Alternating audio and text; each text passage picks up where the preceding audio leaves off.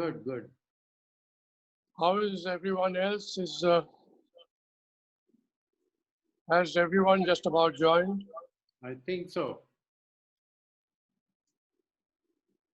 Atul, you'll have to let me know when we can start.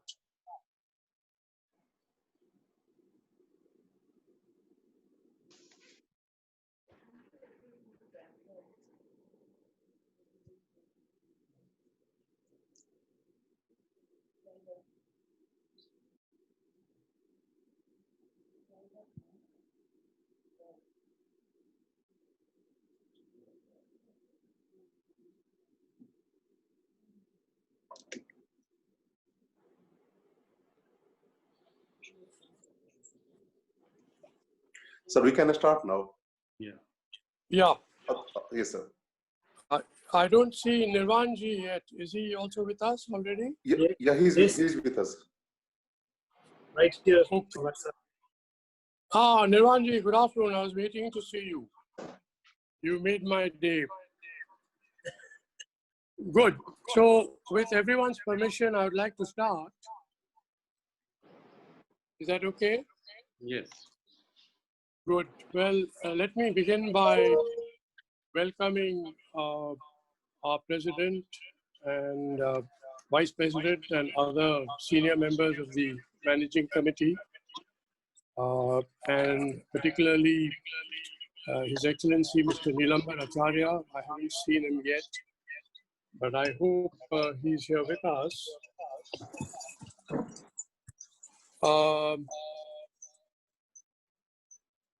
I'm very grateful to our friends from Nepal for having agreed to this joint interactive session to discuss ways in which we can try and revisit business opportunities for India and Nepal in the wake of the COVID crisis.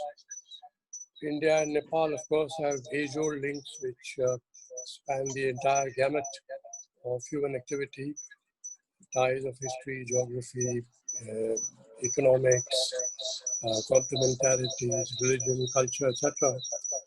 But someone said, while no one knows how long the COVID virus will last or what the world will look after when it is over, what people are agreed on is that the virus is there for us, for the world to suffer and manage for quite some time to come. And everyone is also agreed that the world will never be the same again. Now, we were wondering whether we could revisit some of the business opportunities without meaning to sort of anticipate what our other friends would like to say, because we're really anxious to hear from experts on the Nepalese side as well as from the PhD side. I thought I would just mention that in the health field itself, both in regard to containing the virus spread, treating, curing, etc., India is really in a position to partner with Nepal in a way perhaps which is not being sufficiently registered because we are so busy with our own preoccupations. And this goes from relevant technologies to supply low-cost ventilators, diagnostic care, IT applications, and many, many others. In addition, there are lots of possibilities in the healthcare sector itself, where there are new technologies which have been developed in India, which are being accepted and tried very successfully all over the world, including in developed countries. And I'm sure that Mr. Balsani, Mr. Ketan, Mr. Ajay Podar, who have themselves in their own respective fields developed quite a few very relevant technologies and applications, they would be able to supply some details. Then there is the whole question of the MSME sector. on which the PhD is particularly well suited. What the PhD has done has really made a huge contribution to clarifying the way in which India's MSME sector can be upgraded and developed. But we need to be very clear as to how precisely India and Nepal can work together so that it is a win-win situation. I hope Dr. H.P. Kumar, who is a former chairman of National Small Industries Corporation and advisor to a PhD, is here with us, because he has already suggested a kind of cooperation arrangement with Nepal on the MSME sector, which could make an enormous amount of difference in creating new jobs, in building exports, in building, strengthening the complementarities and so on. We also have a lot that can be discussed on, for example, special economic zones, which in the past have really shown remarkable resilience whenever there's been a global meltdown in India. And I know that Nepal has been working very hard to develop its own SEZs. When you look at the possibilities of working together on the vast common market between Nepal and India, this again is an area which I think deserves some interest. Tourism quite obviously is a sector of very major importance for Nepal. It's low-hanging fruit, as everyone describes it. The coronavirus would have dealt a very serious blow to Nepal's visit Nepal year 2020. But this does not mean that we cannot focus on high-value tourism, niche tourism, very specific objectives, which slowly but surely can strengthen the tourism sector and bring gains to both our countries. Finally, there is the hydro sector, which really is a game changer for Nepal, on which a lot of work has been done over the years. And I hope that since we have the CMD of the NHPC with us, we would be able to discuss a little bit on how we can make things happen, because no country is as blessed as Nepal is with run-of-the-river possibilities involving very little displacement of people, very cost-effective projects with huge hydro potential, which can stand both India and Nepal in good stead. So with these few words to set the ball rolling, I want to welcome all of you again, and I hope that this will be a very useful interaction. May I begin by requesting Mr. Nirvan Chaudhary, the chairman of the India-Nepal Center, Nepal, to kindly make his opening remarks. Nirvanji.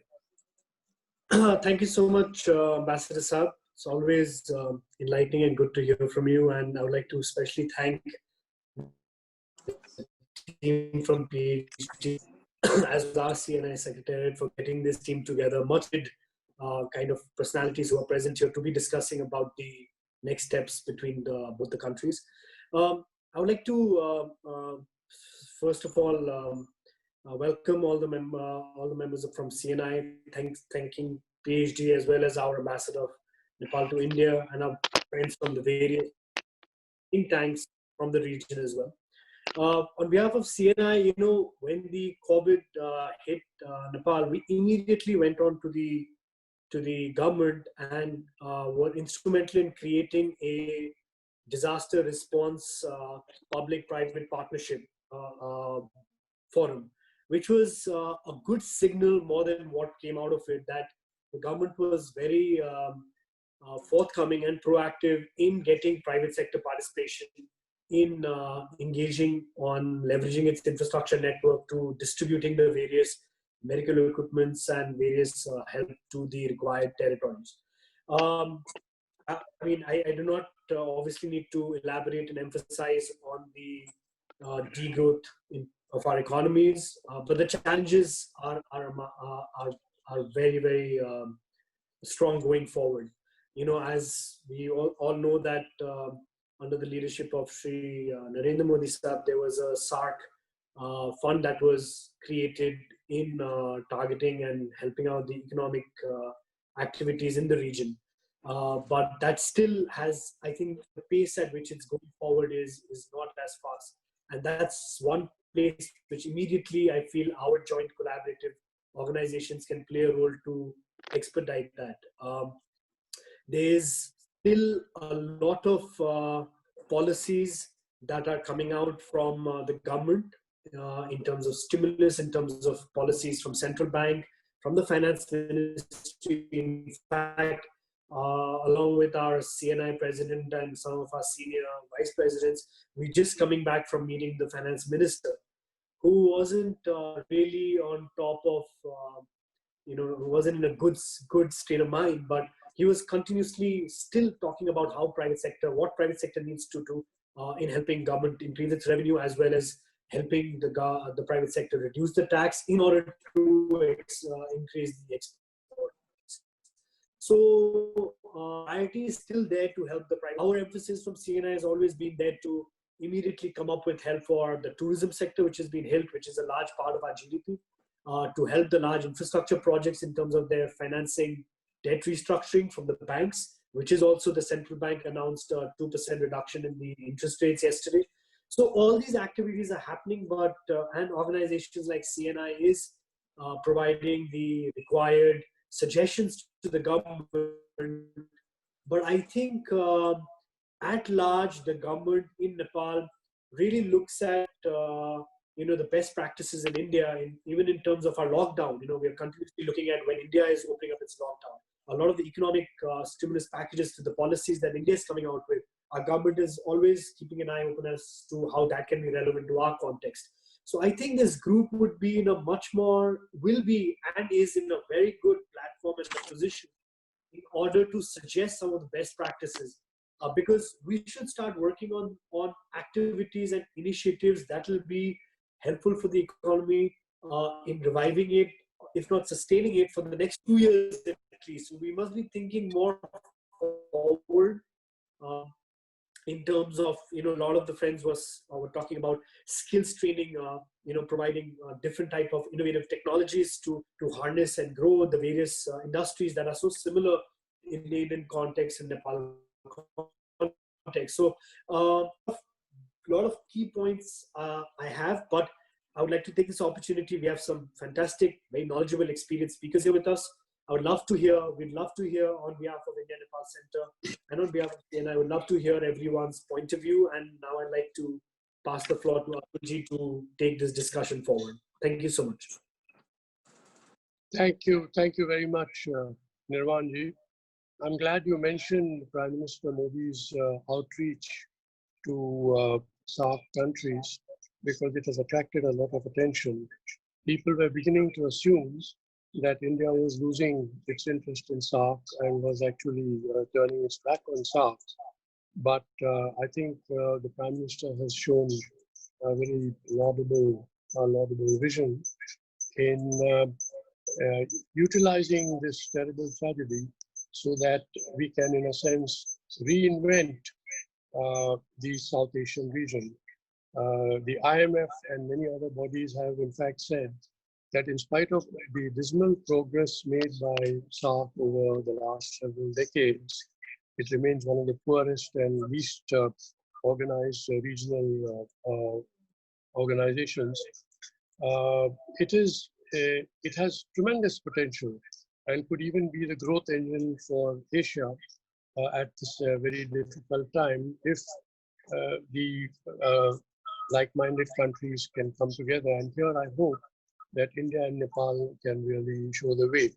Incidentally, on COVID itself, I think Nepal has received a few bouquets from several quarters for having managed the situation rather well.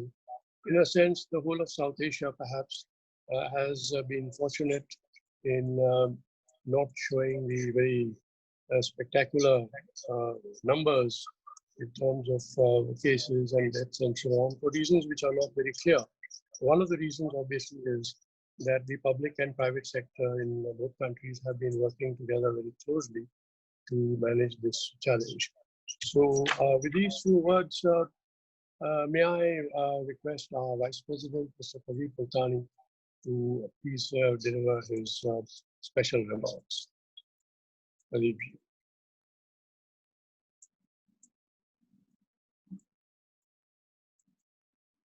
Thank you, Ambassador Rajan. I hope you can hear me. Yeah, very much so. Thank you. Great. A very good afternoon to each and every participant. Our friend, Mr. Chaudhary, His Excellency Ambassador Mr. Nilambar Acharya, Senior Vice President Mr. Sanjay Agrawal, all panelists, speakers, and friends. I express my heartfelt thanks to all of you for kindly considering to be a part of today's deliberations and coming together to inspire the industry in a trying time like this. Also, I would like to appreciate your invaluable contribution in coping the COVID-19 pandemic and effectively ensuring lockdown, even when doing the same, has been very, very painful. Indeed, in the wake of COVID-19 outbreak, the lives and livelihoods have been adversely impacted in an unprecedented manner. As the crisis has global nature, India and Nepal are severely impacted as well with the crisis created by the global pandemic. Under aegis of its India-Nepal Center and in association with the Confederation of Nepalese Industries and Nepal SBI Bank Limited, PIG Chamber of Commerce and Industry is organizing today's webinar on the theme Strategizing Economic Rebounding and Cooperation in India and Nepal. As you must be aware, established in 905, PIGCCI has very long-standing reputation to be India's apex industry body. Since its inception, it has been working for the promotion of trade and industry with keeping the grand vision to shape humanity in most equitable manner. While it has large membership base touching 130,000, a large number of them are from MSMEs. Being pleased to share that they contribute significantly to the growth story of India and the region. Also, when it comes to trade, they are the strong pillars of the global export and import ecosystem. Many of them, directly or indirectly, have had businesses in Nepal, and they are known for strengthening the foundation of a bilateral cooperation. In this difficult time, when our priorities are to keep India and the neighborhood safe from the severe challenges posed by COVID-19, the industry and individuals are determined to work in close tandem with all concerned and help the region to successfully come out of crisis phase. Let's all ensure our resolve to support the collective mission to defeat COVID-19 and continue to be part of the holistic efforts for economic rebounding in India and Nepal. Even when the emerging scenario is full with uncertainties, it is surely a matter of big satisfaction how people are helping each other and the government and industry playing their roles in mitigating the unprecedented risks and challenges. Moving forward, we are trying our level best to keep India's inclusive growth momentum on. In the process, we are very much open to engage with the industry fraternity in Nepal to carry forward the mission of creating shared prosperity in the South Asian region. Let's make frontiers to streamline the processes of economic rebounding in our two countries. PIGCCI's India-Nepal Center will be keep engaging with all the stakeholders for positive changes. PIG has been doing remarkably well even in the trying times. Since the late March 2020, we have been actively working to support the government's efforts through policy advocacy, series of webinars, and generous contribution in different fronts. Overall, we are quite sanguine that this phase will pass and bring promising prosperities for India and a very friendly neighbor like Nepal. These all make a broad strategy for economic rebounding. It is important to share that the reset world will seek very best from all of us, and we must be ready to reciprocate. The new world that is being made will have enough for all. Though it must be important to learn, the wealth creation has to go parallel with altruistic acts. Let's all be part of the economic rebounding and next transformation. our Honorable Prime Minister, talking about COVID-19, our Honorable Prime Minister has been increasingly talking about wonderful properties of our Ayush system of medicines. The Ministry of Ayush has taken out Ayush Quat, Giloy Ghanvati, and many such wonderful medicines which are being prescribed to a vast majority of the population in India. And I think the results which are showing in India, Indian government has done remarkably well in containing COVID-19. I'm sure maybe Nepal would like to have a look at that also. I again thank each and every one of you here, and we look forward to wonderful exchange of thoughts. God bless you, God bless India and Nepal and all of us. Thank you. Thank you very much, Mr. Vice President, for those very important remarks which will set the tone for our future discussion.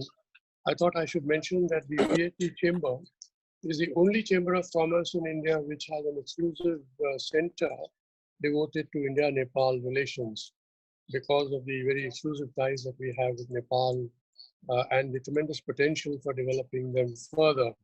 And we have been holding a number of meetings all over the country and in Nepal in collaboration with the Nepal Embassy, the Indian Embassy, and other partners like the Nepal State Banks of India.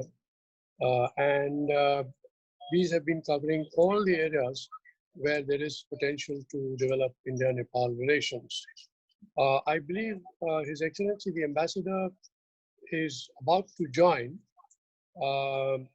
but while we are waiting for him, may I request Mr. Anil Khetan, former president of the PhD Chamber, who in fact was the president when the India-Nepal Center was launched a couple of years ago, to kindly make a special remarks. Mr. Khetan.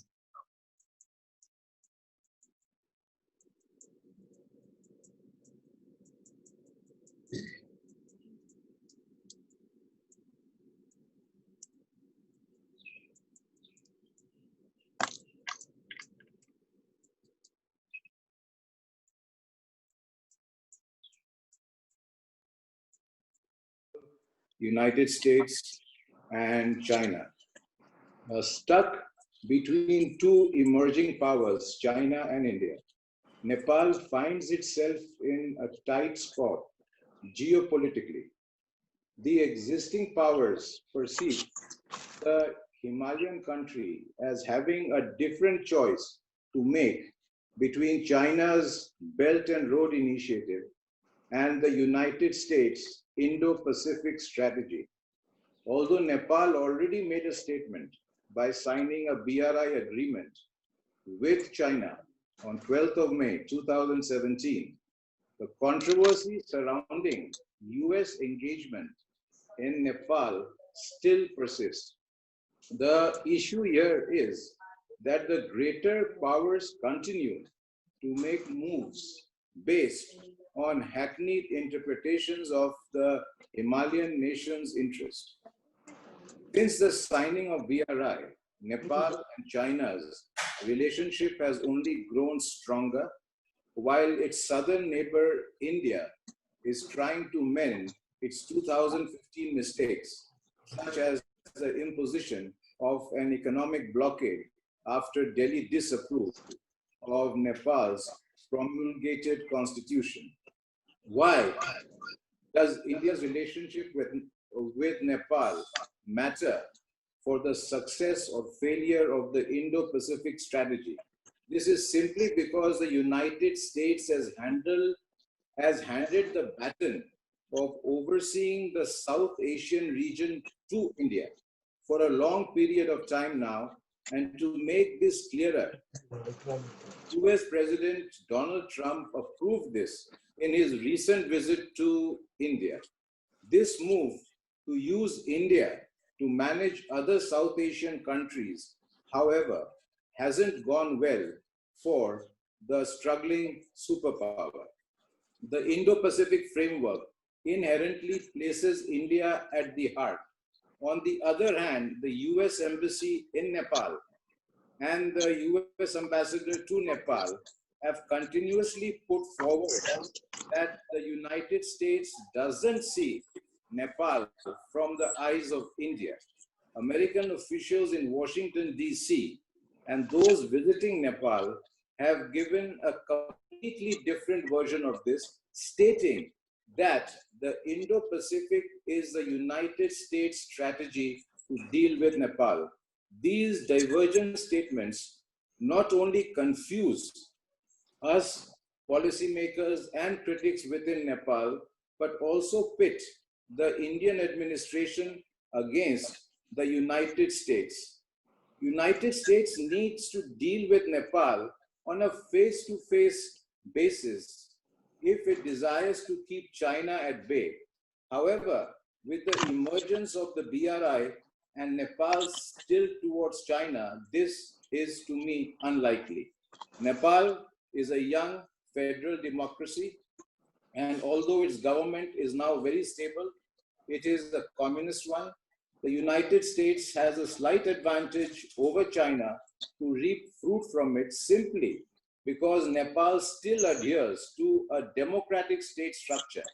This was evident in the recent call, which has already been stated by my colleagues, by the Indian Prime Minister, to reignite the slumbering South Asian, that is SARC, on March 25.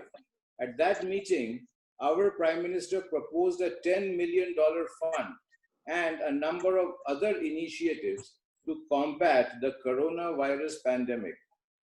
The Prime Minister of Nepal also pledged $1 million on 20th of March during his live telecast address to the nation. This sudden cooperation is lauded by many with the hope that perhaps SARC will come to life again. Meanwhile, with China bringing the coronavirus outbreak under control, it has now reached out to Nepal, India, and as many as 10 other Eurasian and South Asian countries as of 20th March to help out these nations in their respective fight against the virus. Nepal has already provided a list of items it needs to China on their request. Jack Ma, the founder of Alibaba, also tweeted on 21st March that they are providing 1.8 million masks, 210,000 kits, 36,000 protective suits, plus ventilators and thermometers to Nepal, Afghanistan, Cambodia, so on and so forth. All these developments only suggest that China is in no mood to lose to the United States. But the United States was ahead of both India and China, is helping out Nepal. The US aid provided personal protective equipment to the Nepal government on 6th of March, also assisted the Nepalese army on the 18th of February with 7 sets of medical personal protection equipment and various number of sets of latex gloves, as well as the biohazard bags to evacuate Nepali students from the Wuhan city, the epicenter of the virus outbreak. The United States also pledged $1.8 million in assistance to Nepal on 19th of March for its fight against the virus. To conclude, despite the United States playing a key role in assisting Nepal's democratic institutions to flourish through various assistance programs, geopolitics and geopolitical distance come to make a difference. Like in the past, the US administration continues to tackle Nepal through the lens of India, which in itself is problematic to Nepali policymakers, analysts, and even the Nepalese people. The outcome of the coronavirus outbreak and the help of India, China, and the United States towards Nepal will manifest in its future and in how the country responds to the geopolitical competition as the global economy is hit and a landlocked nation like Nepal largely depends on India and China. A temporarily closed border on the south will of course prove an advantage to China and a disappointment for India. Thank you very much, Ambassador Rajan. Thank you. Thank you, Ketan Saab, for that extremely thought-provoking intervention. I'm so glad that you mentioned the Indo-Pacific and the China factor, because both are going to have a very important influence in the way the post-COVID scenario works out. I should add that in the PhD chamber, we have been working on how we could add economic content to the concept of the Indo-Pacific, which until now has mainly stressed the security aspect. India has been saying that its idea of the Indo-Pacific is an inclusive one, where it is not aimed or seen to be aimed against anyone, and where ASEAN will have a certain central role. And the ASEAN and India are very much on the same wavelength. I think Mr. Poddar has been very active in trying to explore the possibility of an India-ASEAN linkage, which adds countries like Japan, Australia, New Zealand, South Korea, and Japan, and Taiwan, so that the economic content, the business possibilities can increase, and also problems of sustaining supply chains, which have bedeviled business in the world after COVID, can recur with less frequency, because we would be optimizing the use of resources, complementarities, and so on of the Indo-Pacific countries.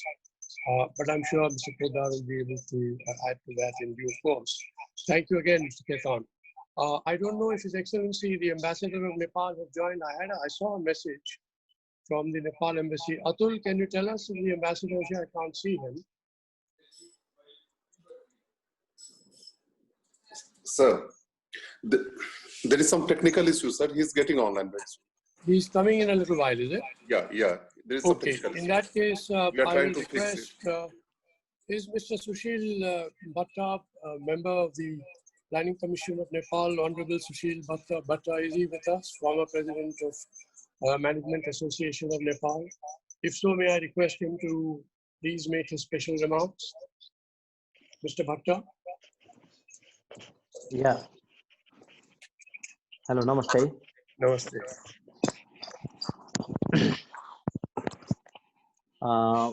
Well, thank you. Session chair, co-chair, chief guest of this web conference, and president of PSDCCI, the leadership from PSDCCI, CNI, BFIN, and other prominent speakers and participants. Well, once again, namaskar to you all. It's very timely and relevant that India-Nepal Center, in association with CNI, has organized this webinar titled Strategizing Economic Rebounding and Cooperation in India and Nepal. Well, I would like to express my gratitude to the organizers.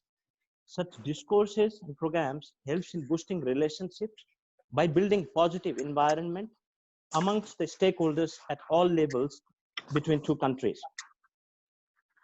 We have been doing such programs in the past also. I remember the association that the PSDCCI has with MAN, FNCCI, and CNI, and along with Chamber of Commerce.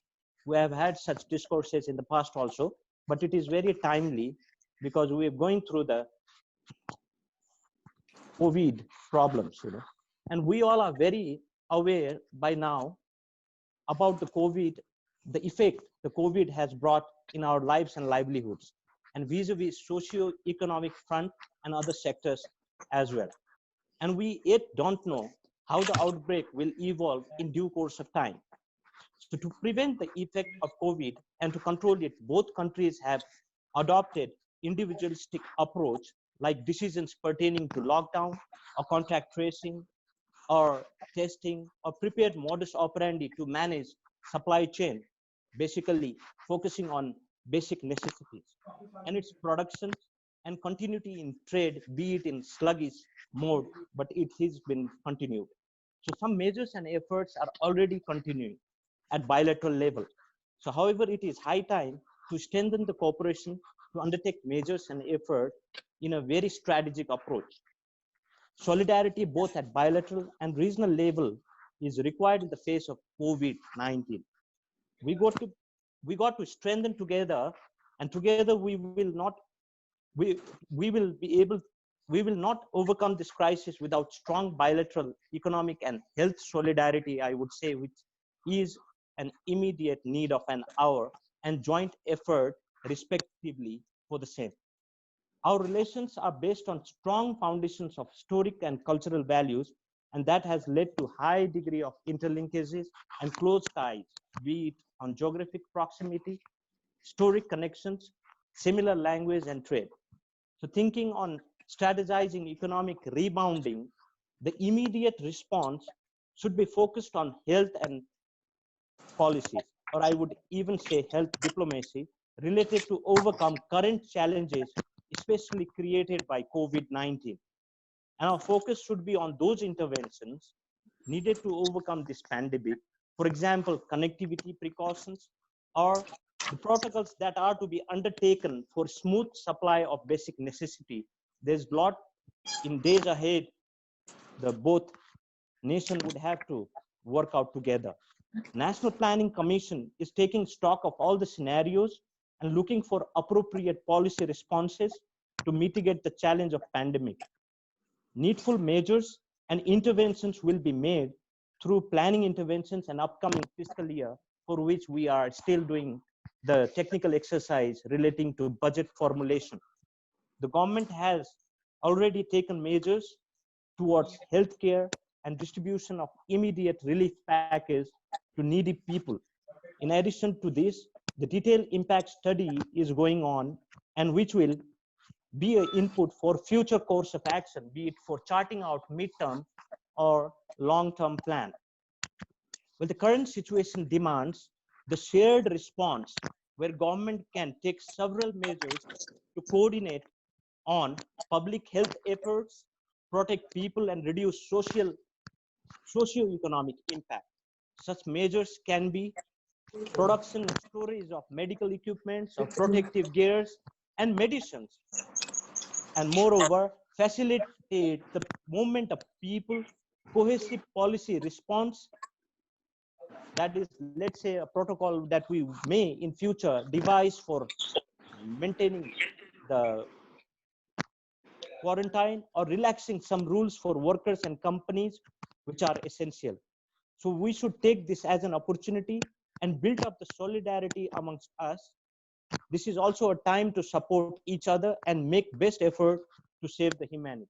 And with this, I wish today's wave conference, which is very timely, would bring in some real feedbacks from all the speakers, and we would try to see how we can mainstream in our respective plans and policies. So once again, thank you all, and very good evening, and stay safe. Thank you.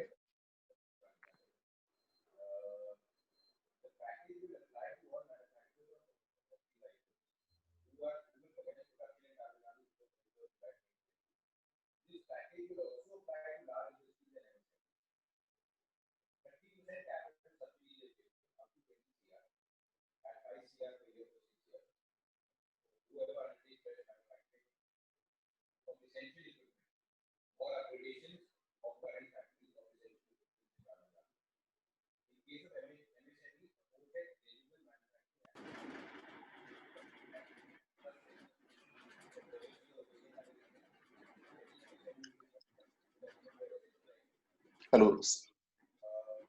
Yeah. Hello, sir. Yeah, sir, please. Yeah, please. Satish, President Sena, floor is yours.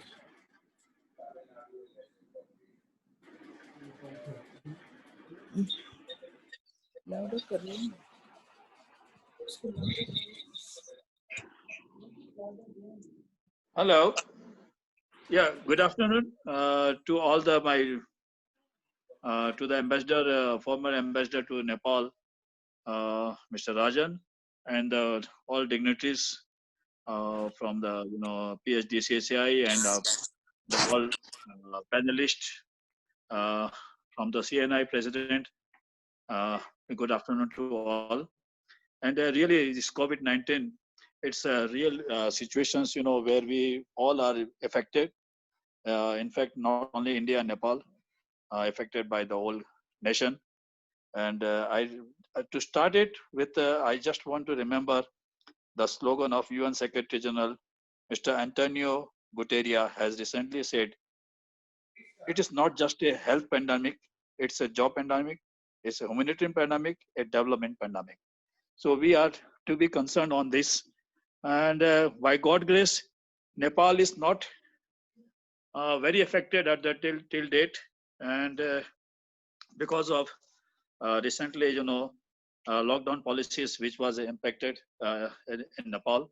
Uh, and because of this open border, India and Nepal both had jointly discussed on that, and they had make it lockdown, that the things should be in control. Now, if we are talking about that health, we had talked a lot on that issues. But now I think that the economic issues also we have to discuss, and we have to see that how we can be more be flexible between both the countries. As we all knows, India is the major trade partner with Nepal, and there is a huge trade deficit between both the countries.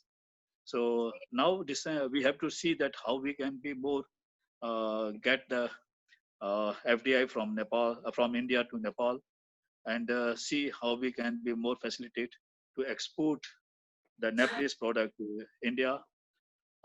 We have a very milestone treaty between the India and Nepal, 1996 treaty, where it allows that any manufacturing goods from Nepal can export to India, as well as the SAFTA is also there. So we can to see that how we can be slow down the bureaucratic hurdles, or how we can be more facilitate between both the countries on that issues. And another issues which I will like to request to especially to my Indian friends, that because we were in Nepal, to be very honest, dependent upon the tourism and the remittance, and both there are affected badly in Nepal. So let's see how we can be uh, more ease out.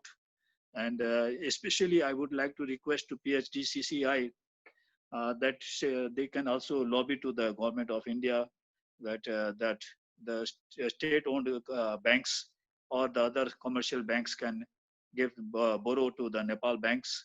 And I had told that some RBI regulations are is the problematic on that both the countries. So how you PhDCCI can ease out these issues.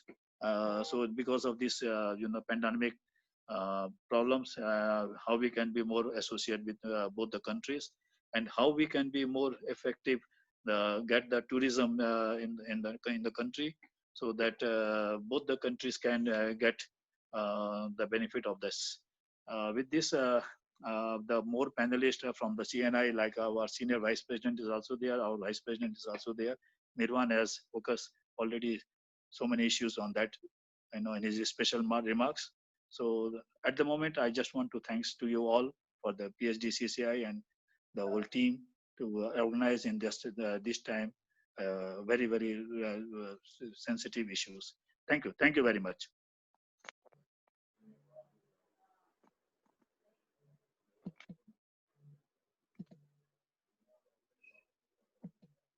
I think Ambassador Saab, maybe Mr. Poddar wanted to say something.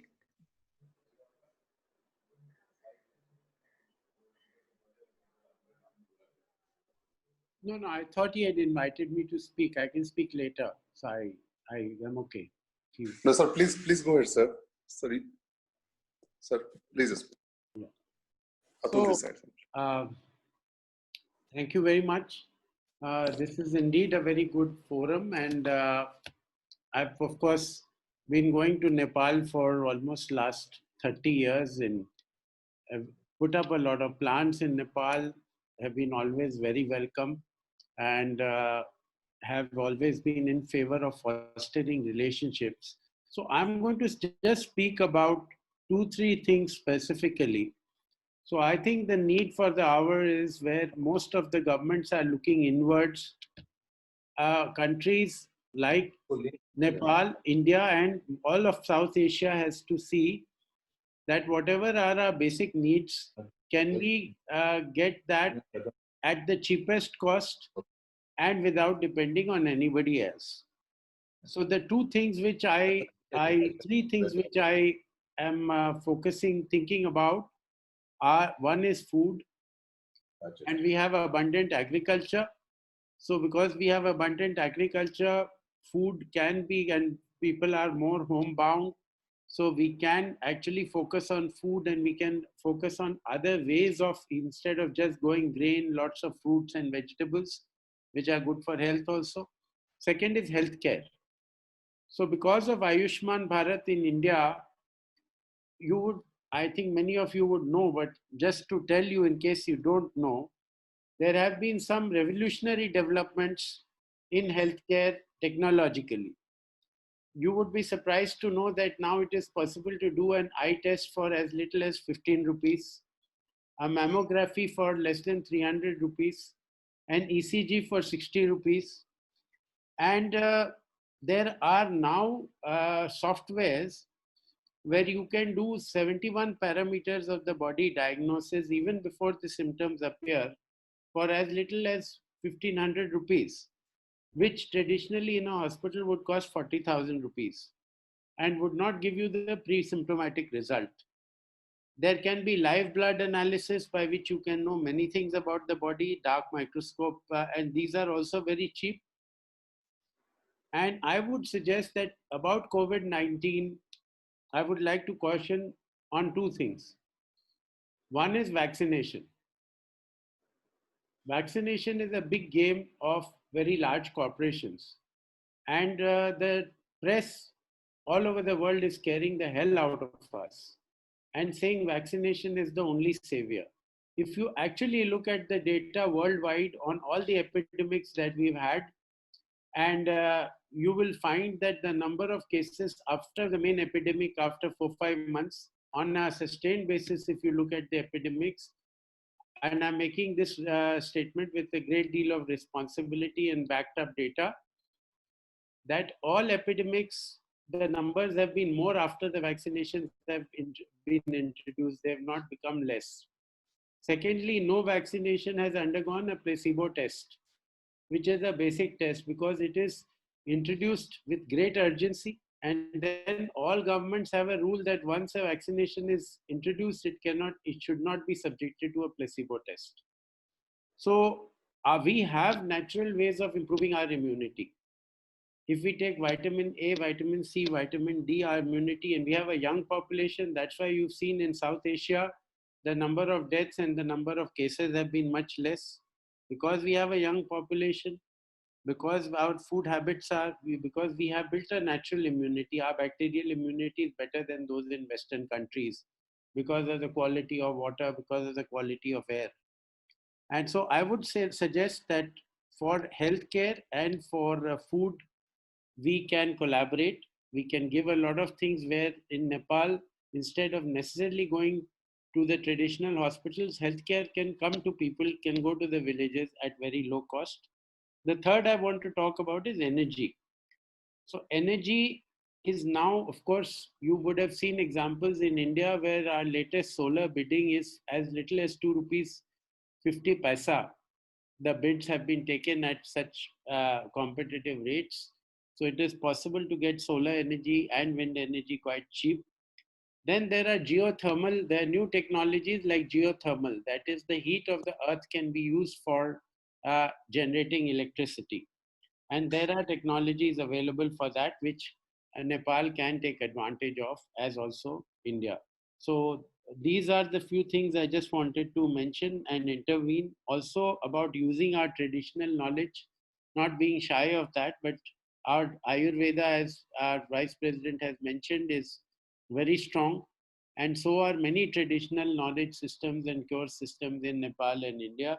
So instead of looking outwards, we should look inwards, not have an inferiority complex about what we have, but use it ourselves and give it to the rest of the world. Thank you. Thank you so much, Mr. Poddar. I mean, it was.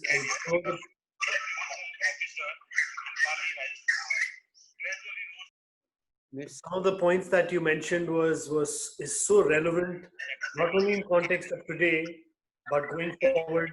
I think these are the ways where both our organizations can work towards extending that knowledge base that you have. I mean, the initiative that you talked about for health and low cost health, Anil, you have to mute. Anil, yeah. that is something which we immediately can learn in Nepal, and through CNI we can lobby to our government and start. Also, your idea on the renewable energy is again another great initiative that's happening in India. Already in Nepal, we are buying power in approximately 4.5 to 5 rupees from India, hydropower. We are producing hydropower here, but we need to get into solar as well. So that's another initiative which is going to be resulting to midterm to long term economic development in Nepal. So thank you so much for that, and I would like to take the idea on the health aspect offline so that we can talk about initiative of same in Nepal as well. I just one more thing. Sorry, I forgot. If you see the whole data of 5G base stations all over the world, I want to mention this again with a lot of responsibility. The first place where 5G was introduced was Wuhan, which was followed by Italy, which was followed by USA, which was followed by Spain, which was followed by UK, which was followed by South Africa. And if you track the number of COVID cases, you'll find absolute direct correlation. And in India and in Nepal and in the rest of South Asia, luckily we don't have 5G yet. So keep that in mind. Sure. Thank you, Mr. Pradar. We'll stick to the health initiative, which I would like to, on behalf of CNI, take that second offline with you. But I just wanted to also invite Mr. Anukul to also probably share his views. Mr. Anukul Bhatnagar, please.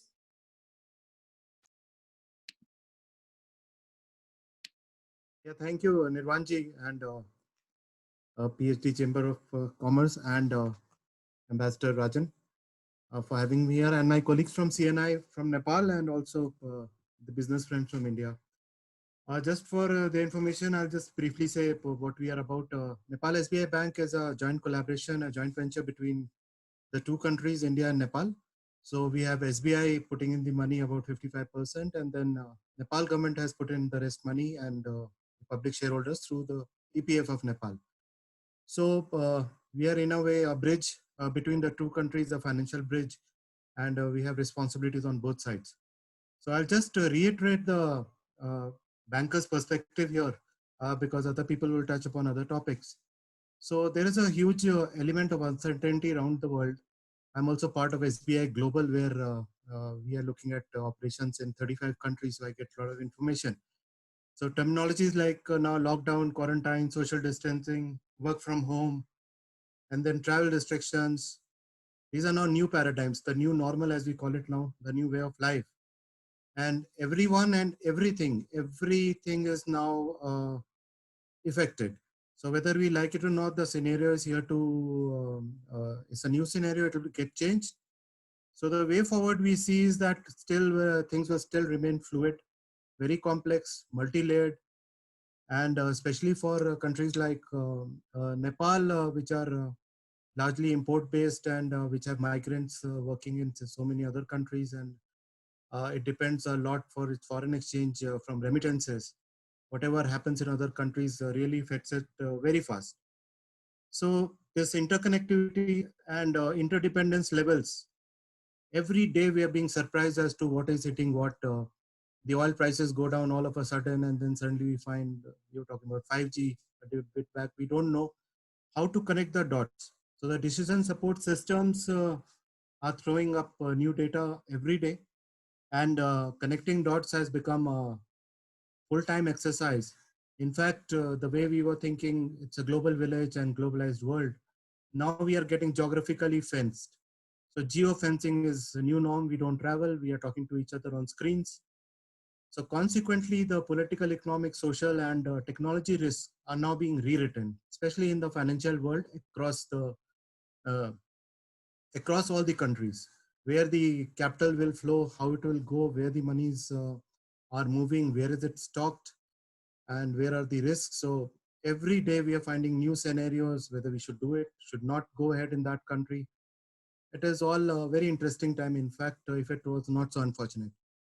For banks, basically in Nepal and in India, we are looking at continuity of business, sustainability. Then that has brought us to drastic cost control, transferring of our sacrifice to our vendors. And then basically some banks are struggling with survival. No business, no customers, no work. I'll come to the Indo-Nepal business context. My humble submission here is that the topic of the day is how do we get back into rebound mode, economic rebound, bounce back, whether it is V or double V or a W or U-shaped, it's all a matter of conjecture, and a picture would get cleared, I think, within say 30 or 40 days from now, when some of the advanced nations or the economic countries, their incidence rate of COVID starts going down. Uh, but it is doubtful that when we have dived down and we have touched bottom, that we would be coming up for air at the same place. We would be coming up at a different place. It will be a different world. So all of us who are linked to business, for us it is a challenge because the business mix will get changed. The resource and capital structures will get changed. I'm talking in the context of both India and Nepal. Both countries, it will change. The production, consumption, supply chain, logistics, these will change. So the equation Nepal had with India as an importer, a huge importer, we do not know how that will work out, what is going to get imported from here, what from China.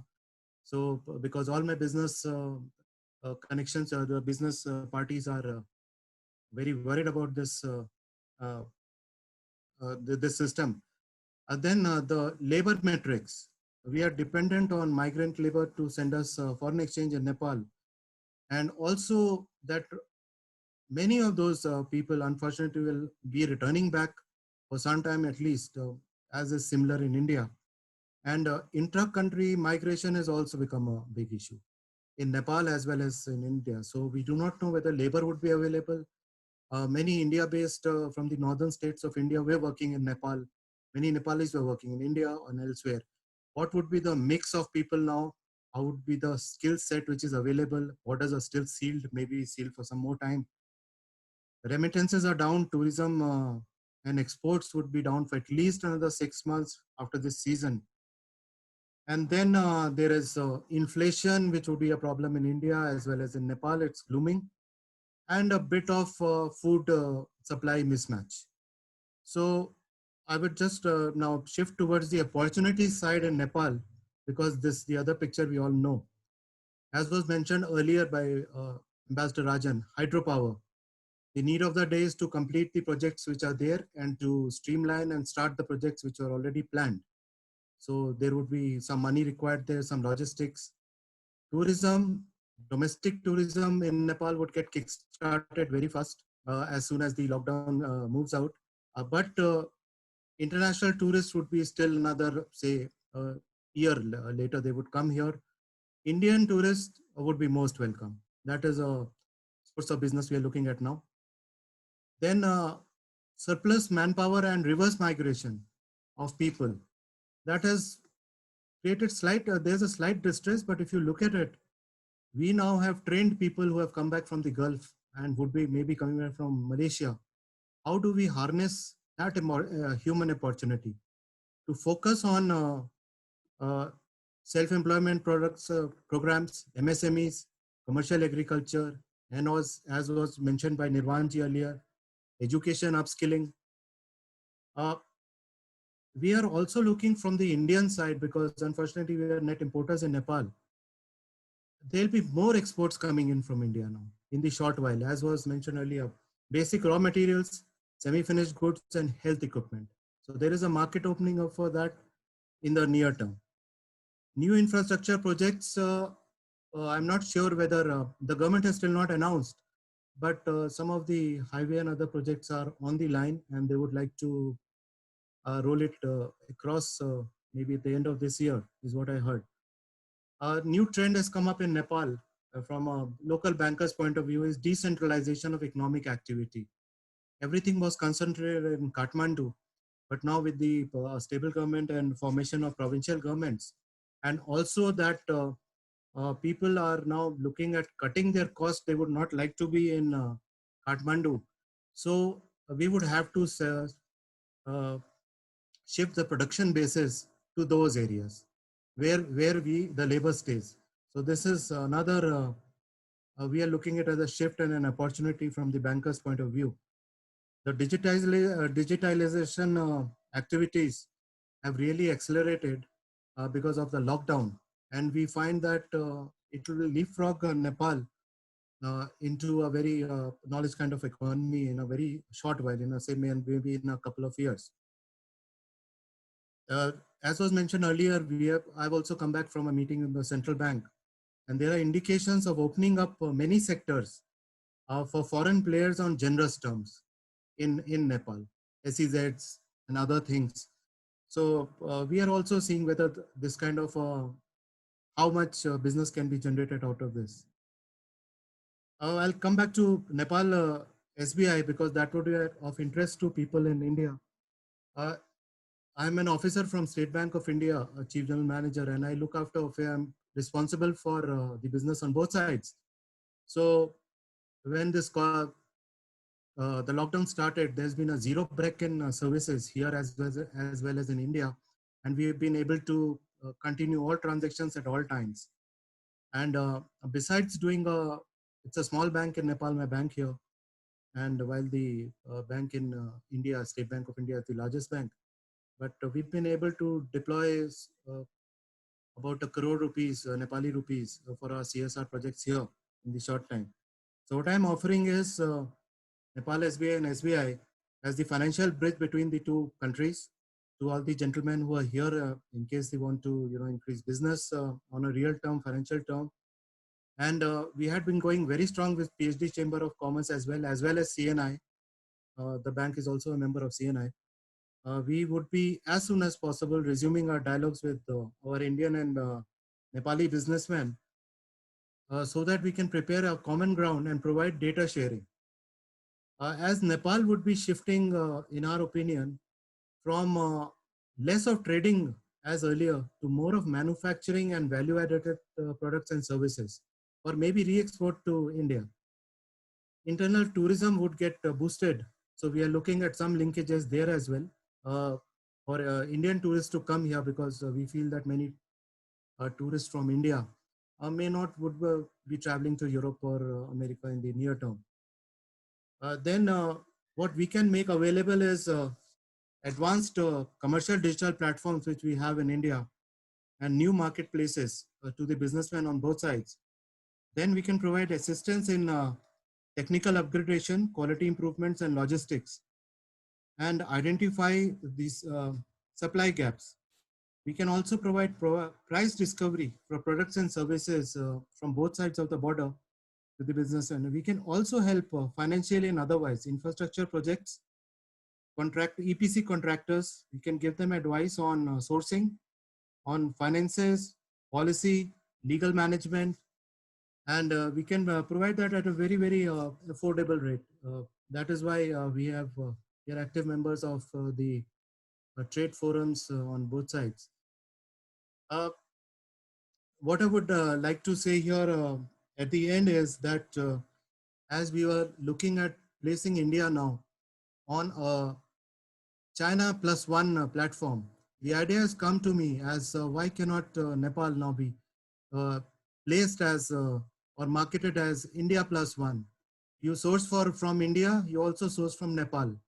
Because in our risk factor matrix in the banking world now, if you have you're sourcing any product from just one country, the bankers are not very comfortable with it.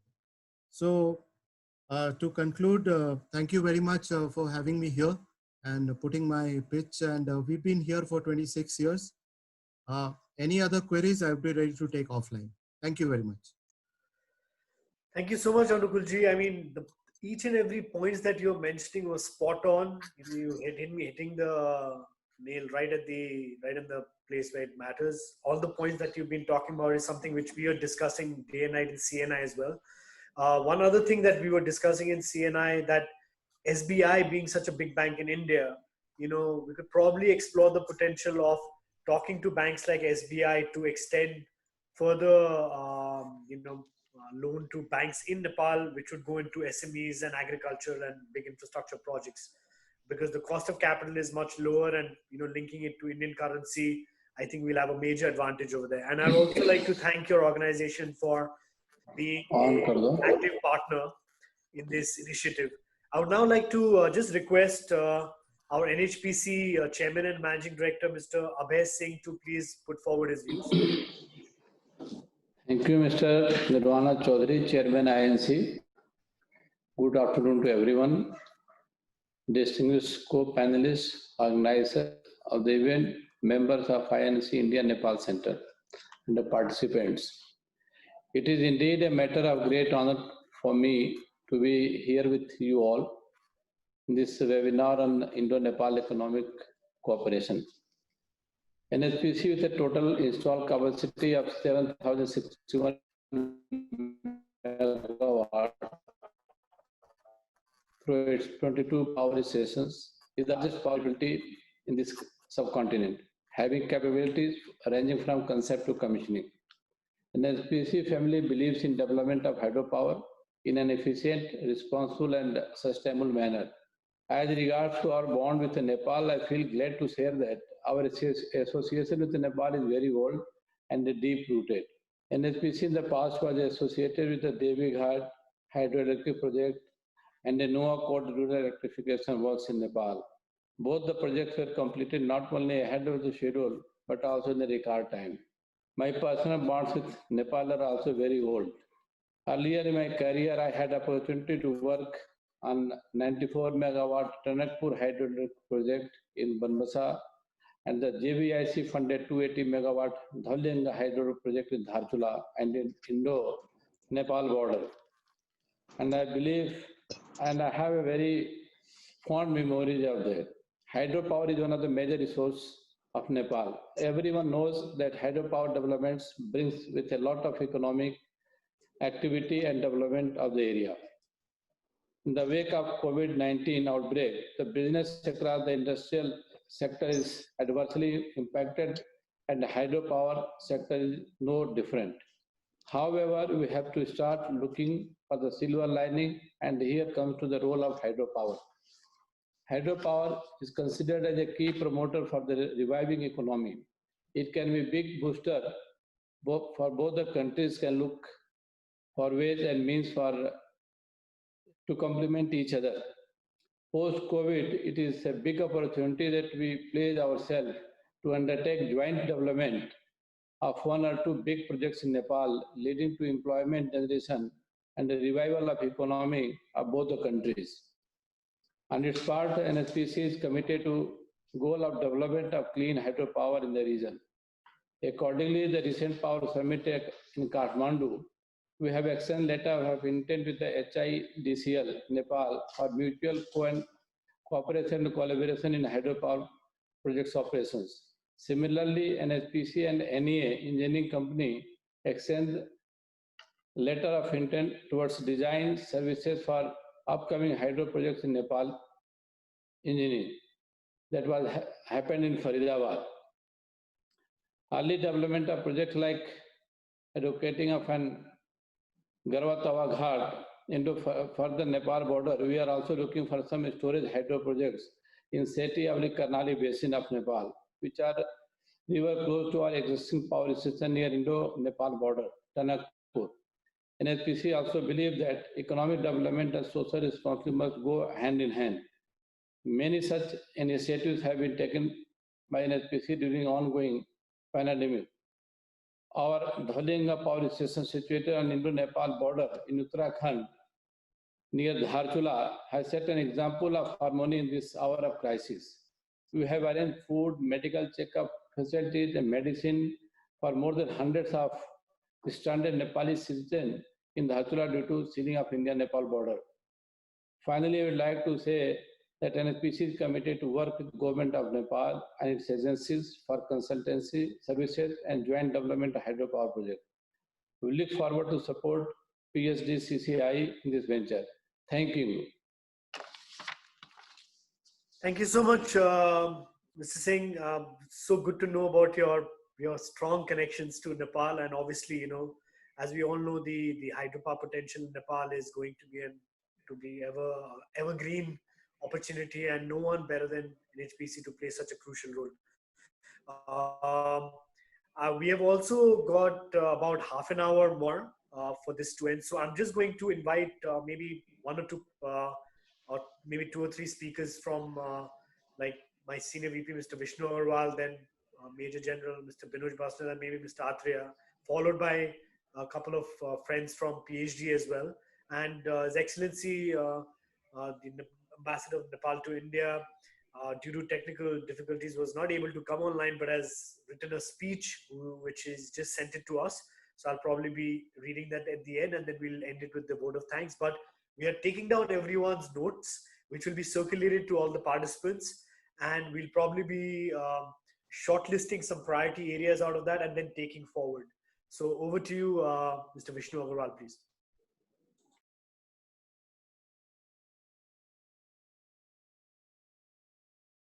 You're on mute, so just please unmute.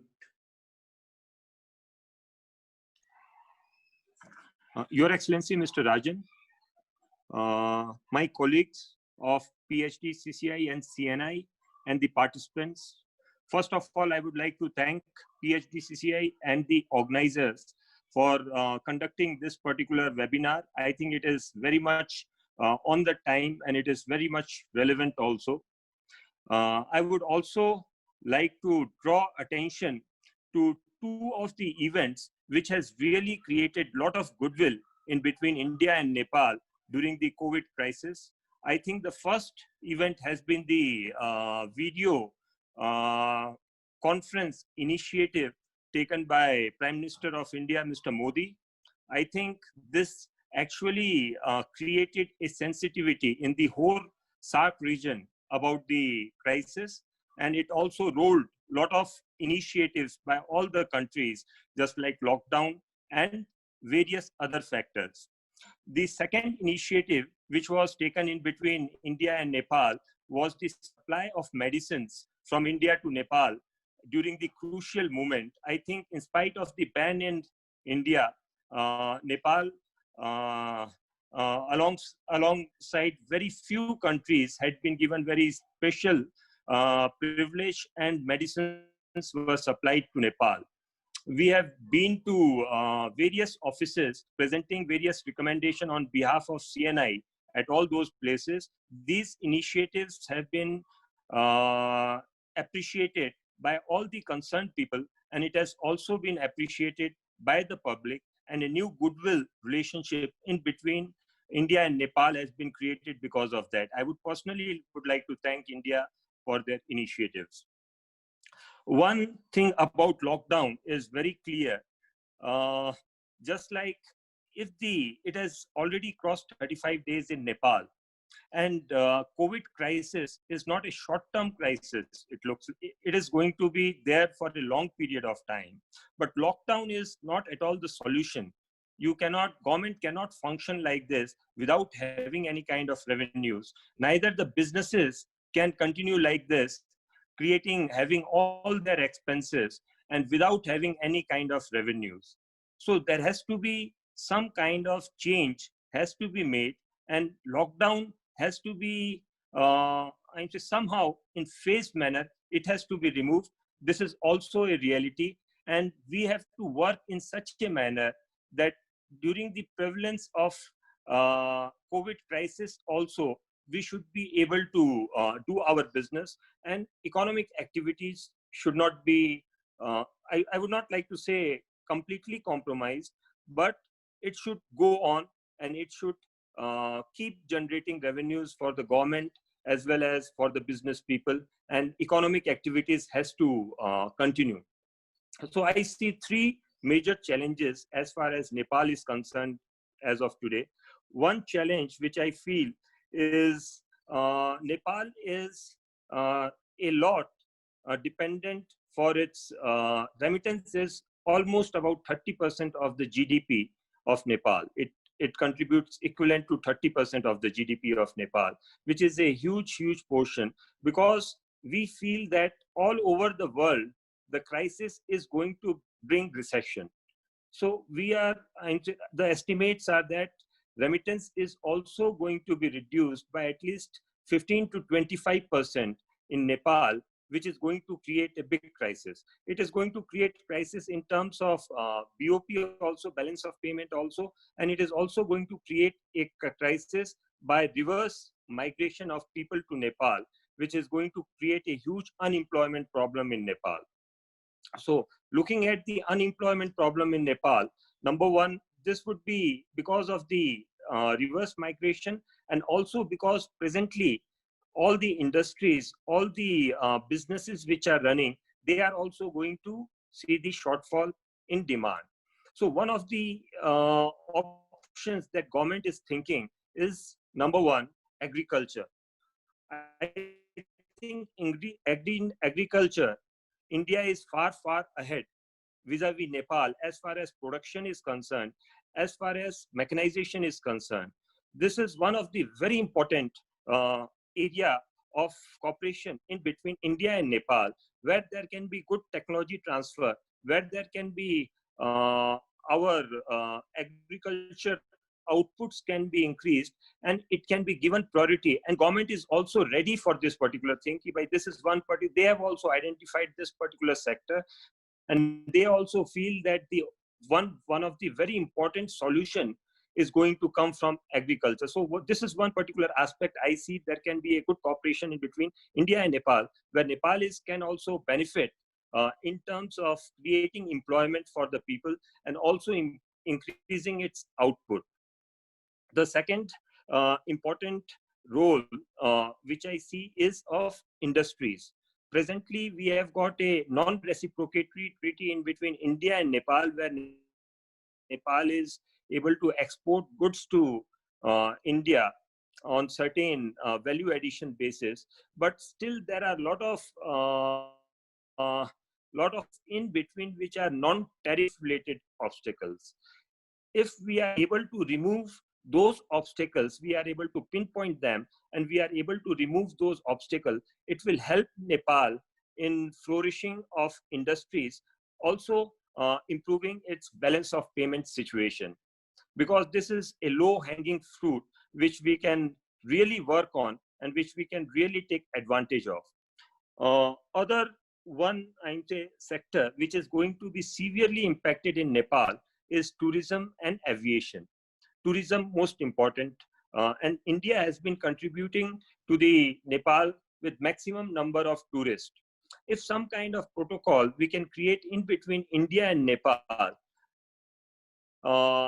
Nepal is also one of the very important pilgrimage site for Hindus and Indian people also. So that is also one of the very important. If we are able to create some kind of protocol where just like internal tourism, tourism in between India and Nepal can also be promoted, and where I'm keeping in mind all the health hazards and all the COVID implication, if we are able to develop something so that we are able to resume may not be in those numbers which were happening earlier, but we are able to kickstart and resume tourism industry in between India and Nepal. So, and two other sectors which I see which can really benefit out of the cooperation is MSMEs. I think MSMEs would be one of the biggest hit industry in Nepal presently, and government is also looking at them in a very special manner, and we are expecting that some kind of stimulus from government is going to come for this particular sector. I think at this particular point of time, some kind of technology transfer, some kind of a common group, some kind of identification of potentials and working on it can help Nepal a lot. And especially at this time when there is such a huge unemployment issues in Nepal, skill development is also going to play a very important role. During the regime of Prime Minister Mr. Narendra Modi, in India also, skill development has been taken as a very important factor, and a lot of things have been done in India. Nepal also realizes the importance of skill development, and this can be another important area of cooperation in between India and Nepal. Thank you. Thank you, Mr. Agarwal. We have just got not even 20 minutes remaining. Thank you, Mr. Agarwal. You've really laid down a very comprehensive and detailed issues and opportunities that exist in Nepal and between India and Nepal. I would just like to request Major General Mr. Binod Basnes to speak, but I'd really like to request everyone to keep their points between 3 to 4 minutes maximum, and not repeat what has already been said, as we need to stick to the time deadline of 5 o'clock. So please, over to you, Mr. Binod Basnes, Major General Mr. Binod Basnes. Hello, can you hear me? Yes, please. Can you hear me? Yes, we can hear you. All right, okay. Thank you, India Nepal Center PhD CCI, for making me part of this webinar.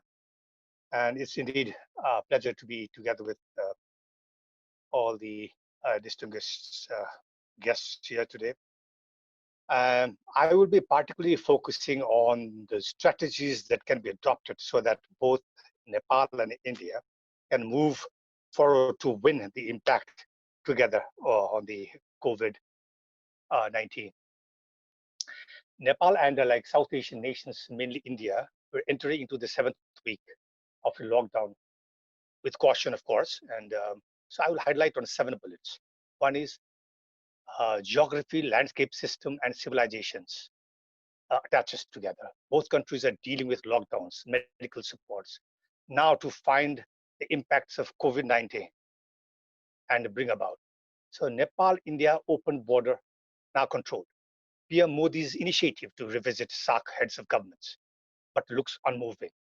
The 6th is, comparatively with the size of the populations, both the governments have been performing well, but less diagnosed, handled by suspicions and testing.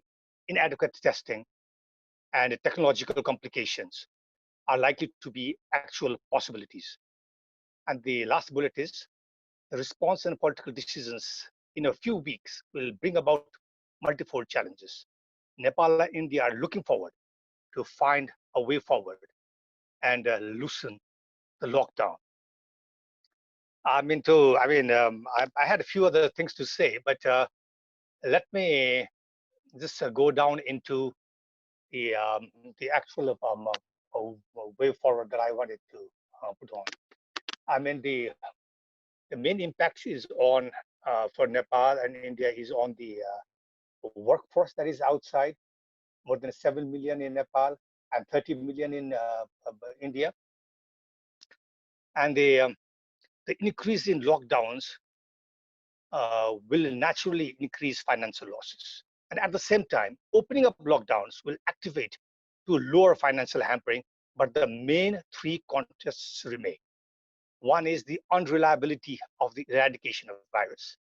Second is the immunity, and third is the reoccurrence. So both the nations cannot prolong with the model of a complete lockdown to great extent, as the socio-economic outlay is exorbitant. So subsequently, the 2 governments will have to work hand in hand to venture ways to loosen lockdowns. So on the so the strategies and rules of dealing the health crisis have to modify. Let me talk about Nepal. Nepal must have new strategy stance, a new definition and strategy of conquest as we enter the 3rd phase. The threat of virus is here to stay until vaccines are ready. It is imperative to arrange an adaptation of COVID-19 from a volatile endemic into a drawn-out endemic that can be dealt with an upgraded public health system. The virus is breaching into the community, but still localized. So COVID-19 till date across the globe is increasing. Nepalese and India need an exit strategy to ease lockdowns with 2 distinct policies. One is to disengage within the countries, and second is to engage with the population returning home after the opening of lockdown. So for Nepal, disengaging from lockdowns, it could be a decentralized mechanism with districts or local political bodies. The need to identify hot zones and prioritize them by risk of fatality and spread by proclaiming high, medium, and low or free, no risk districts or municipalities or village development entities, assuring modalities, responsibilities, and accountability. It cannot be settled from first to third phase. This will promote and lend hand to local political bodies in the long term for answering and becoming accountable for emergencies with adequate equipment, venues, and professionals. People can't be victims by undeveloped political decisions. So the uh, 5 lessons that needs to be done when adopting these strategies are: one, the pandemic is more than global health desolation. Second is no one nation can fight this virus alone. Third is a lack of preparedness and capabilities of public health. Fourth, functions of WHO and South Asian associations of cooperation. And finally, risk of pandemic becoming a human rights crisis. Thank you. Thank you so much, Major General Mr. Vinod Vasu. That's so well laid out, and I think it just echoes the sentiments of how India and Nepal need to work in such close coordination in battling this pandemic that we all are dealing with, which will have a massive economic impact as well. On the group chats also, people are talking about supply chain between the two countries, as well as balancing the demand and supply of goods and services, which is a necessity, and I would like to request other members to highlight. I just want to briefly read out the message that His Excellency, the Nepalese ambassador to India, has sent, and he wanted me to read it out to all of you. It's very short. He says, Namaskar. We are meeting at the time when the whole world is struggling to overcome COVID-19 pandemic, when lives and livelihood of peoples are threatened, when normal national and international economic, social, cultural activities are disrupted. Today, every country and every individual is affected. At the same time, there is well-founded optimism and confidence that with the united effort of the whole world, of common people and political leaders, of scientific and medical communities, of all those who are in the forefront of this fight, sooner than later, this extremely painful and disruptive period in human history will come to an end, and we'll enter post-COVID-19 period of rebuilding new normal life. Our virtual meeting today reflects that confidence. I thank India Nepal Centers of PhD CCI for organizing this webinar and giving me the opportunity to share a few words. I wish every success for the fruitful discussions at this difficult hour and extend my best wishes to you all for your well-being, safety, and good health. I pay tribute to those who sacrifice their lives in this struggle and will not be there to see rebuilding the post-COVID life. It goes without saying, the post-COVID life and relations will have imprint of present period for a long time to come. Consequences will be felt in various aspects of human endeavor, including in international cooperations. One thing is clear: the world is one, the health of the world is invisible. No progress can be made in isolation.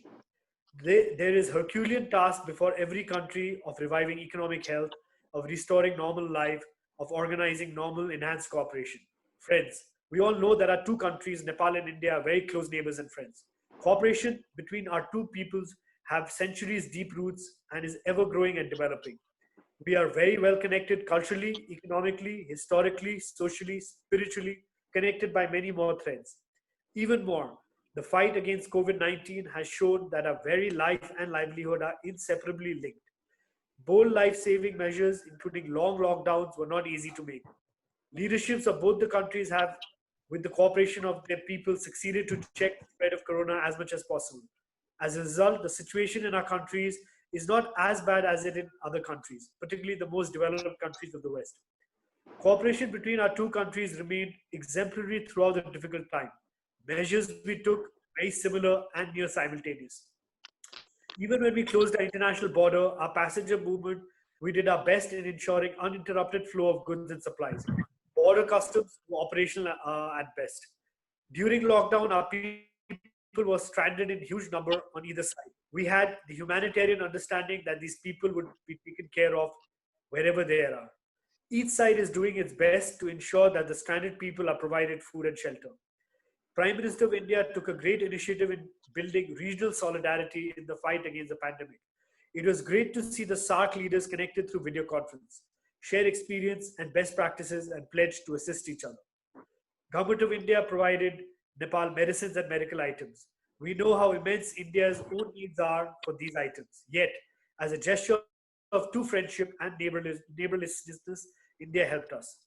The pandemic has given us a call that amongst all the areas of engagements between our two countries, cooperation in better preparedness for health and security for our people is quite important. Cooperation between our two countries, two governments, two people, two economies, private sector of both the countries need to be expanded to meet future challenges. Nepal-India cooperation has a great history and a great future. And as we are fighting COVID together, we look forward to tackling great tasks of post-COVID period in greater cooperation with India. Business sector has to play a leading role. I'm sure your discussion today will be very fruitful to this end. We wish you success. Thank you. Namaskar from His Excellency Nilambar Acharya, Ambassador of Nepal to India. I would like to now hand over the floor to Ambassador Rajan, if he's there, please. He is still connecting the audio. So maybe Mr. Binod Atreya would like to just take a few minutes to highlight whatever is not already highlighted, please. Thank you, Excellencies and distinguished delegates. I'm Binod Atreya, currently looking after the BFIN. BFIN is created by the banks and financial institutions. There are 16 banks and financial institutions who created this BFIN to develop the capacity of the employees of the banking sector, as well as the financial sector, as well as the public sector in Nepal. So my points that would like to share is that since we are the capacity development center, as well as PhD CCI is also one of the capacity development center and research center, we can collaborate together and do any talks that comes forward in the areas of research and training. First, the second, I would like to highlight that yesterday there was a news in one of the news portals saying that the food items like dal and all those items, the stock will last after 1 month. That was the news. That is why I got attracted. So my request to both the countries is to institutionalize so that if the situation prolonged for longer, if the situation prolonged for another 6 months, and the download continued for a longer period, then probably that could create a humanitarian crisis in Nepal as well. It may create, and most of the thing has been discussed already by the Vishnu Agrawal sir, that which I just wanted to speak out. So only the two things, let us collaborate together in research and training. So let us try to have continued service on supply chain so that the people of both the countries could survive if this prolonged further. Thank you very much.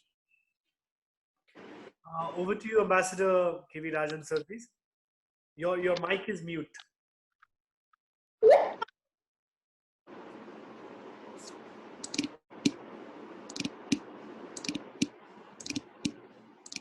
Sorry, sir, your mic is still mute. Yeah. Sorry.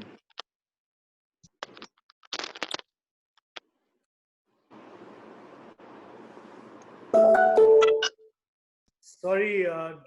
HP Kumar, if he's there on MSMEs. No? All right. Sorry, can you hear me now? Yes, sir. Yep. Okay. If there So, are Mr. Vijay, no other, anyone else who would like to speak, we still have Mr. Vijay Mehta should be called now. Yeah, Mr. Vijay Mehta is there. May I request him to speak? Mr. Vijay Mehta.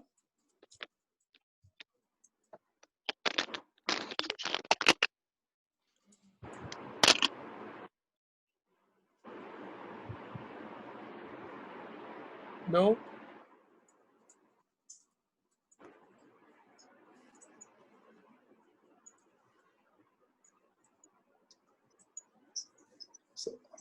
I think there is some problem there. All right, then Please, you can. maybe we are coming to the end of this very interesting meeting.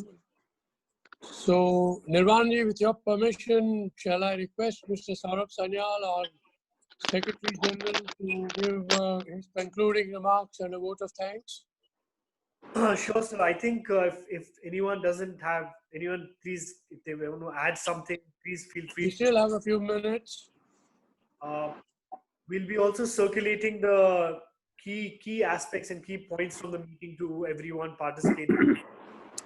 Yeah, my 30 minutes. suggestion, if possible, would be that we try and make a few points where there is agreement on both sides, and recommend really to the two governments, if possible, that they should be fast-tracked. A number of very concrete ideas have come up, and maybe we should exchange some ideas on this. Sure. So we'll do that. Good. Over the floor to Mr. Singhal now for addressing the vote of thanks. But one of the things which in the chat is, I hope we are able to get more women participants in next time we do. Noted. So over to you for the vote of thanks, sir. Thank you. Thank you, Nirvanji. I am not coming on the video because I think there is a connectivity problem. But I was throughout listening to all the speakers, and we really appreciate the remarkable views shared by each one of you, all the panelists. I would like to place on record our sincere thanks to His Excellency, the Ambassador, Mr. Nilambar Acharya, Ambassador of Nepal in India, which Mr. Nirvan Chaudhary read out the message given. It was really motivating and inspiring. And I would place on record our leadership's role, especially Mr. Pradeep Multani, who set the pace for the conference today. Thank you so much, sir. Thank you so much for giving out the inaugural speech. I would like to thank Ambassador K.V. Rajan, our chairman of the INC. In fact, those were the days when we sat down and the INC in a big way. And I remember the seed was sown, that was December 2017, and thereafter we never looked back. And I'm really happy to share the views and the way our session co-chair, Mr. Nirvana Chaudhary, Chairman INC Nepal, and the Vice President CNI and MD Chaudhary Group presented his views. It was really remarkable. Mr. Nirvan Chaudhary ji, you made a real remarkable speech, and you also told the pros and cons of both the countries coming together.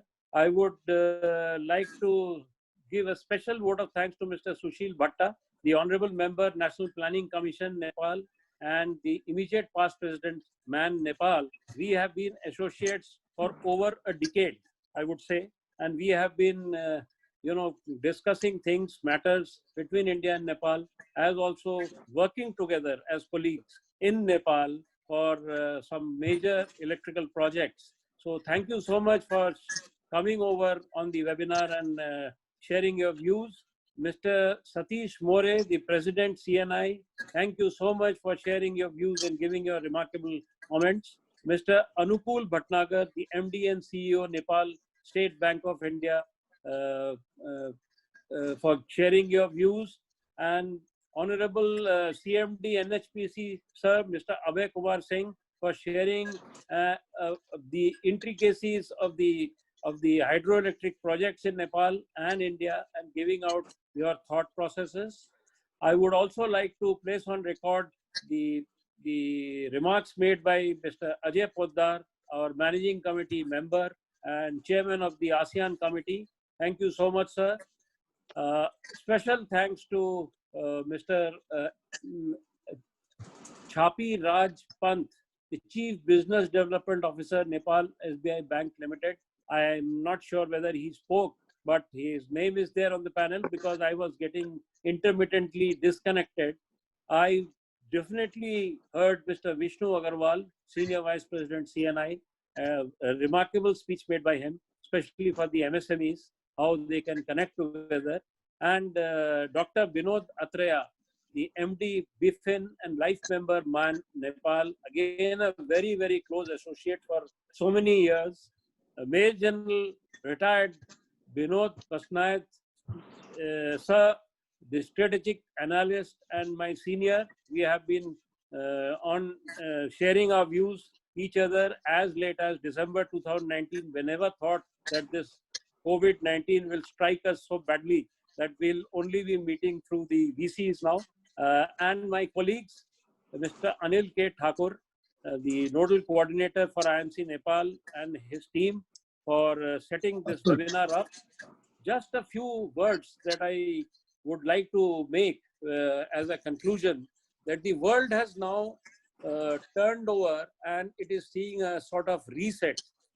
It is the time that the South Asian countries should reckon the urgency of figuring out their immediate priorities. We all have to figure out our priorities now. A changed approach is much needed at this point before the fundamentals of the world order go in a reset mode totally. There should be a determination to revive the regional and sub-regional economic cooperation between India and Nepal, and especially in the South Asian region. In the crisis, there is an opportunity that we must never forget to revive the near-defunct South Asian Association of Regional Cooperation, the preferential trading arrangement, that is SAFTA, the South Asian Free Trade Agreement, that is SAFTA, and Bangladesh, Bhutan, India, Nepal, BBIN initiative. As the trade and exports are on the verge of tanking, or they have already tanked, I would say, this is high time that India and Nepal come together and look forward to make goods and consume them in the region. In the new world full of uncertainty, volatility, ambiguousness, and absolute confusion, such approach will help both the government and industry in finding traction to survive and thrive. As of now, both India and Nepal are under lockdown. This is unprecedented. The formal and informal sectors of the economy have stopped working in effect.